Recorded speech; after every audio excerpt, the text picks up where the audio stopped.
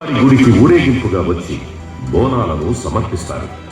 అమ్మవారి దగ్గర సాకపోసి పిల్లా పాపలను, కుటుంబ పెద్దలను అందరినీ సల్లంగా చూడాలని అమ్మవారిని వేడుకుంటారు.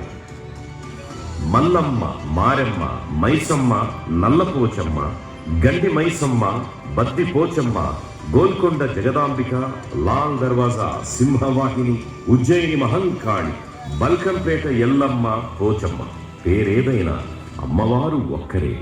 ఆ అమ్మవారిని కొలిచే ప్రజల భక్తి ఒక్కటే.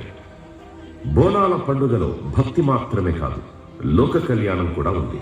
ఆషాఢ మాసంలో విజృంభించే రోగకారక క్రిములు, సూక్ష్మజీవుల నుండి ప్రజలను రక్షించే ఆరోగ్య సూత్రాలు ఈ బోనాల పండుగలో ఇమిడి ఉన్నాయి. బోనాల పండుగలో విరివిగా వాడే పసుపు, వేపాకుల కొమ్మలలోని యాంటీబయాటిక్ లక్షణాల వల్ల ఈ కాలంలో వచ్చే వ్యాధులు నిరోధించబడతాయి. వీటితో చేసే వంటలు, ఆహారాలను తినడం వల్ల